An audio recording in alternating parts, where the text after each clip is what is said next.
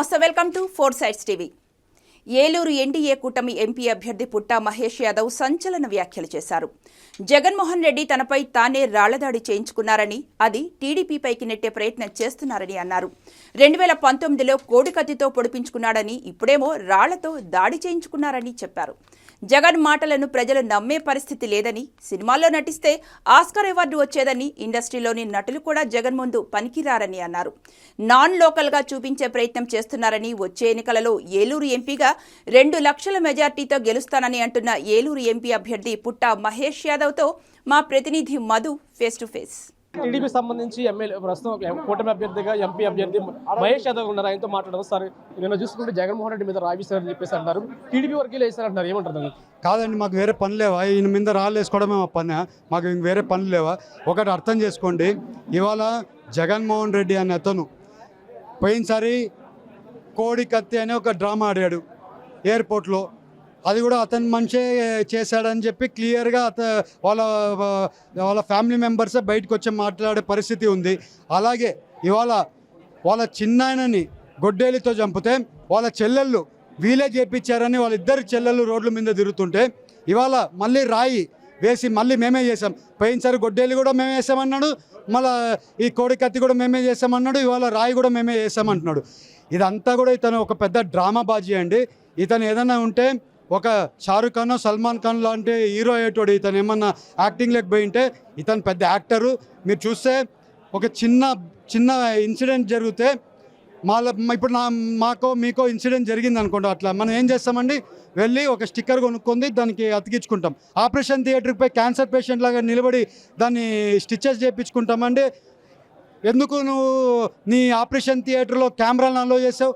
అదే అంటే ఏంటి నీ కెమెరా వాడు ఎట్లా వచ్చాడు ఆపరేషన్ థియేటర్లోకి? ఆపరేషన్ థియేటర్లో కెమెరాస్ అలో చేయరు కదా. నువ్వు వాళ్ళని పిలిపించుకుంది ప్రెస్కి సింపతి గెయిన్ చేయడానికి ఎన్ని బిల్డప్ చేసి మా మీద నిందేయడం, ఇవన్నీ జనాలు నమ్మే పరిస్థితిలో లేరండి. మీరు ఒక్కసారి గుర్తుపెట్టుకోండి, మిమ్మల్ని జనాలు తరిమి కొట్టడంలో రెడీగా ఉన్నారు.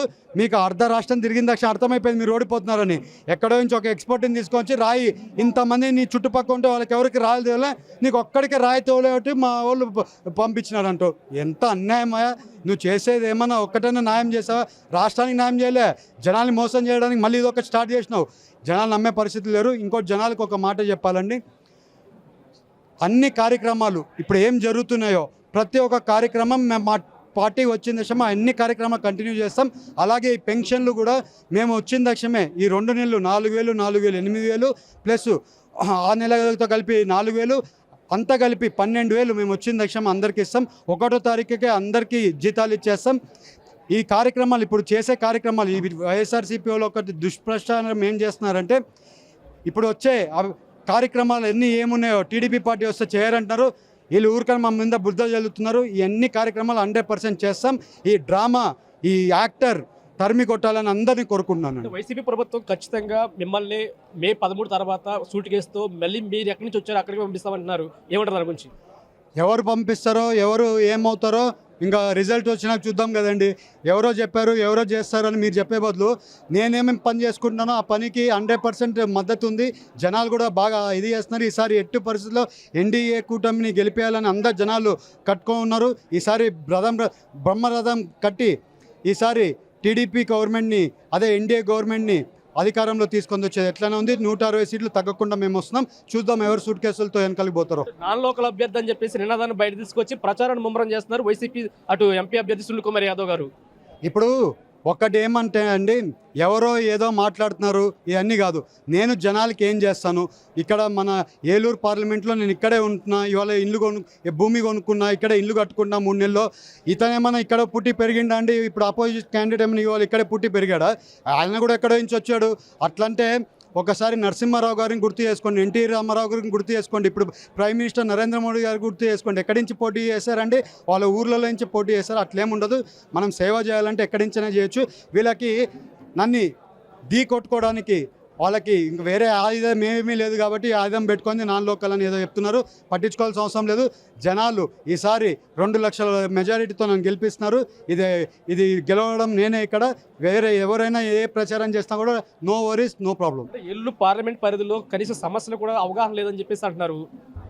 ఒకటి చెప్తానండి, ఇవాళ ఏలూరు కాన్స్టిట్యున్సీలో డ్రింకింగ్ వాటర్ సమస్య ఉంది, రోడ్లు సమస్య ఉంది. అలాగే ఏలూరులో ఒక 2 జూట్ మిల్లు ఉంటే దాన్ని కూడా ఈ వైఎస్ఆర్సీపీ గవర్నమెంట్ వాళ్ళు క్లోజ్ చేశారు.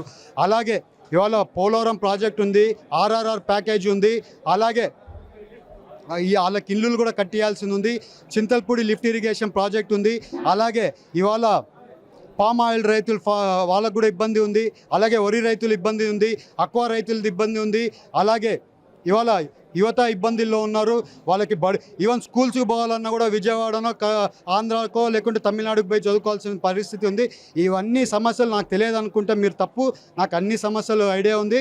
అపోజిషన్ పార్టీ వాళ్ళకంత వాళ్ళు 5 ఏళ్లలో వాళ్ళ సమస్యలు ఏమేమి క్లియర్ చేయలేదో నేను వచ్చిన తక్షణం ఆ అన్ని సమస్యలు క్లియర్ చేసి వాళ్ళ దగ్గర మంచి పేరు సంపాదించుకుంటే ప్రోగ్రామ్ నేను చేస్తపోతున్నాను. ఇది ఓవరాల్గా చూసుకుంటే ఏదైతే ఏలూరు సంబంధించి తెలుగుదేశం ఎన్డీఏ కూటమి అభ్యర్థి మహేష్ యాదవ్ చెప్పేది ఏంటంటే ఖచ్చితంగా ప్రత్యర్థులు నా మీద నాలుగు అభ్యర్థిగా ప్రకటిస్తున్నారు, ప్రచారం అయితే చేస్తున్నారు, అవన్నీ కూడా తోసిపెట్టారు. ఖచ్చితంగా ఏలూరు పార్లమెంట్ పరిధిలో సమస్యలు కూడా ప్రతి ఇది కూడా క్లియర్ చేస్తాను, ప్రతి సమస్యపై పోరాడతానని చెప్పేసి, అలాగే ఏదైతే నియోజకవర్గంలో సమస్యలు ఉన్నాయి అవన్నీ కూడా పట్టించుకుని ప్రతి ఒక్కరు ఎన్డీఏ కూటమితో ముందుకెళ్ళి దాదాపుగా 2 లక్షల మెజార్టీతో గెలుపొందే అవకాశం ఉందని చెప్పడం జరుగుతుంది. వీడియో జర్నలిస్ట్ రాజుతో మధు, పశ్చిమ గోదావరి జిల్లా